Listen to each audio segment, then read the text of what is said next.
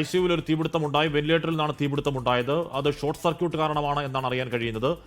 എന്തായാലും ആ തീപിടുത്തം വളരെ പെട്ടെന്ന് നിയന്ത്രണ വിധേയമാക്കാനും കഴിഞ്ഞു. അതിനുശേഷം വലിയ തോതിൽ പുക ഉയർന്നു. അത് ICU റൂമാണ്. സ്വാഭാവികമായും അത് അത്രയും കട്ടപ്പുക അവിടെ ഉയർന്നു. അപ്പോൾ പുകയ്ക്കിടയിൽ ഈ പറയുന്ന പോലെ ICUവിലുള്ള രോഗികളാണ്. 30-ലധികം രോഗികൾ അവിടെ ഉണ്ടായിരുന്നു. അങ്ങേയറ്റം വയ്യാതെ കിടക്കുന്ന രോഗികൾ സ്വാഭാവികമായും ആകുമല്ലോ. അപ്പോൾ അവരെ പെട്ടെന്ന് അവിടെ നിന്ന് മാറ്റാൻ കഴിഞ്ഞു. മേഘന മുരളി തുടർന്നു. മേഘന, ഈ വാർത്ത ആദ്യം കേരളത്തെ അറിയിക്കുന്നത് മേഘനയാണ്. അതിനുശേഷം പെട്ടെന്ന് പടപടയെന്ന് ഇടപെടലുണ്ടായെന്ന് മാത്രമല്ല, ആരോഗ്യസ്ഥിതി മോശമായ രോഗികളെ പെട്ടെന്ന് അവിടെ നിന്ന് വേറെ ഏതെങ്കിലും തരത്തിൽ അപകടം ഉണ്ടാവാതെ മാറ്റാനും കഴിഞ്ഞു എന്നുള്ളതും എടുത്തു പറയേണ്ടതാണ് മേഘന.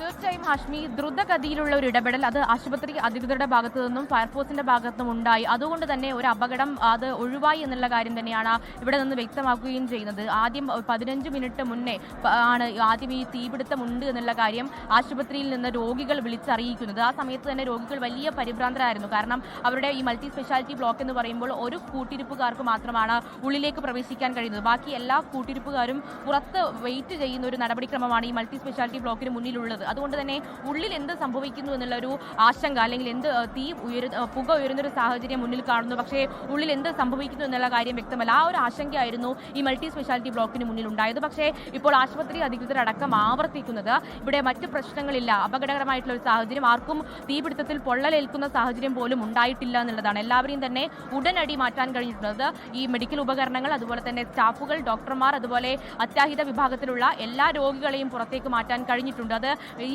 തിരുവനന്തപുരം മെഡിക്കൽ കോളേജിന്റെ തന്നെ മെഡിക്കൽ ICUവിലേക്കാണ് ഈ രോഗികളെയൊക്കെ മാറ്റിയിട്ടുള്ളത്. ഇനി ഏതെങ്കിലും തരത്തിൽ ഇനി മുകൾ നിലയിൽ നിന്ന് രോഗികളെ മാറ്റണമെങ്കിൽ അവരെ കൂടി മാറ്റുമെന്നുള്ള കാര്യം തന്നെയാണ് വ്യക്തമാക്കുന്നത്. ഇപ്പോൾ മേയർ VV രാജേഷ് പ്രതികരിക്കുന്നുണ്ട്. ഇനി പുതിയ അപ്ഡേറ്റ് 16 പേഷ്യൻസാണ് ആ ICUവിൽ ഉണ്ടായിരുന്നത്. ആ ICUവിൽ 16 പേരാണ് ഉണ്ടായിരുന്നത്. പിന്നെ തൊട്ടടുത്ത ന്യൂറോ ICUവിൽ അടുത്ത സെക്ഷനാണ്, അത് 16 പേരുണ്ടായിരുന്നു. ഈ 32 പേരെ ഷിഫ്റ്റ് ചെയ്തു. ഈ സ്പാർക്ക് കണ്ട ICUവിൽ 16 പേരായിരുന്നു. ന്യൂറോ ICUവിനകത്തുണ്ടായിരുന്നു 33 പേരെ സേഫ് ആയിട്ട് മാറ്റിയിട്ടുണ്ട്.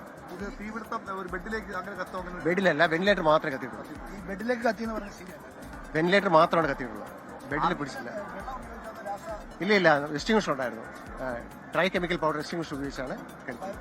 ഫയർഫോഴ്സ് വരുന്നതിന് മുന്നേ അവർ എക്സ്റ്റിങ്വിഷർ പ്രവർത്തിച്ചായിരുന്നു. ആ ഫ്ലോറല്ല, ആ ഒരു യൂണിറ്റ് മാത്രമേ പ്രശ്നം ഉണ്ടായിരുന്നുള്ളൂ. എല്ലാവരും ഒഴിപ്പിച്ചു, ആർക്കും ബുദ്ധിമുട്ടുകളൊന്നുമില്ല. അത്രേ ഉള്ളൂ.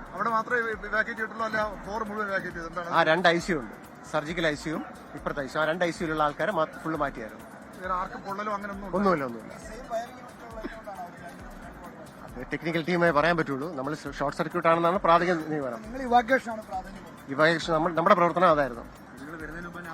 അവർ കെടുത്തിയായിരുന്നു.